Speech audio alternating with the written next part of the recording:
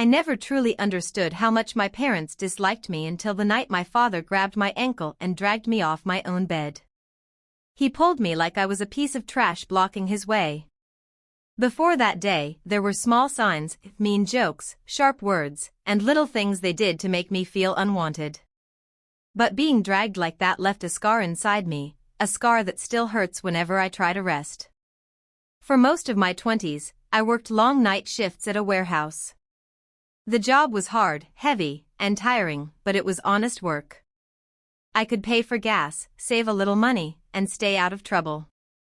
But every single night, even during my breaks, I slept in the break room because I knew the truth. I had no real rest waiting for me at home. My parents, Linda and Frank, treated me like I was an inconvenience. My sister Jade, on the other hand, was their princess. She was 24, unemployed, and took pictures all day pretending she lived a rich life.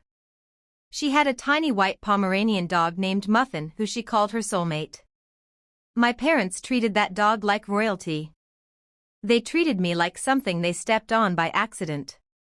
After every shift, I came home around sunrise, half asleep, begging for just a few hours of rest.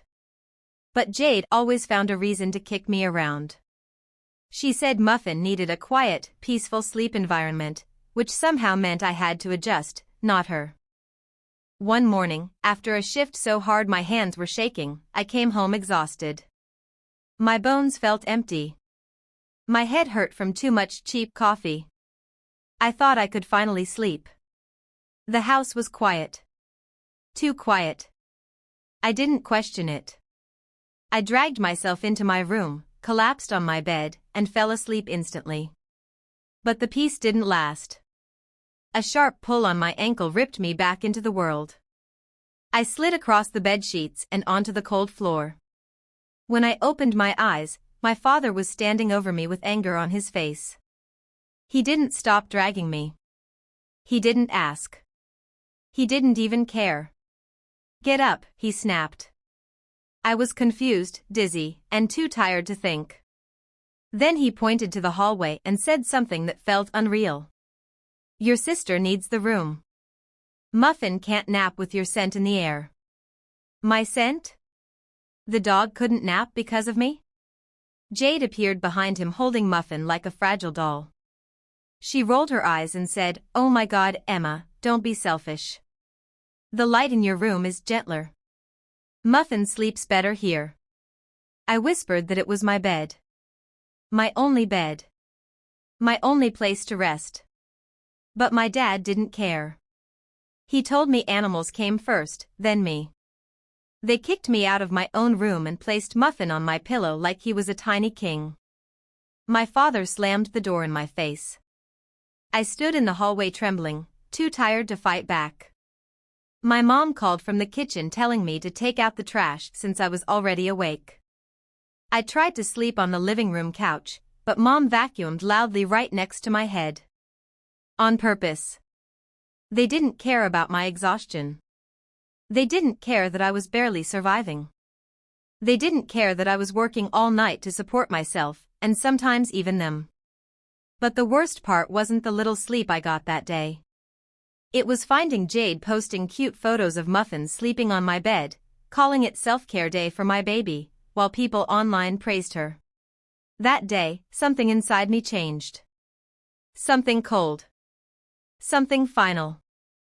I realized they didn't think I mattered at all. They treated me worse than a pet. But they forgot one thing. When you push someone too far, they stop begging. They start planning. I promised myself that one day I would rest in a bed that was truly mine. And one day, someone would be dragged out of comfort, but it wouldn't be me.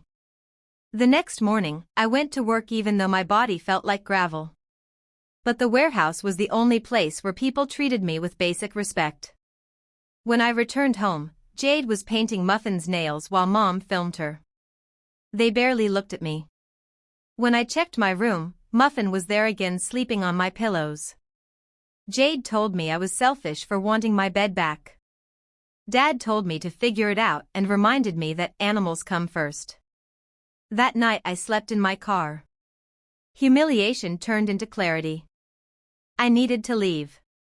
Not someday, now. But leaving quietly wouldn't mean anything to them. I wanted them to feel what life was like without me, the person they depended on for cleaning, cooking, errands, and every little chore. The next morning at work, my supervisor told me they were opening a new branch, better pay, better building, and even temporary housing included. He told me I was one of the most reliable workers and offered me the position. For the first time in years, I saw a way out. A real way out. I signed the papers immediately.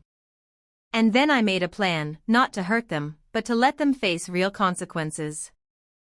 On Saturday, their favorite day to show off to neighbors, I packed everything I owned.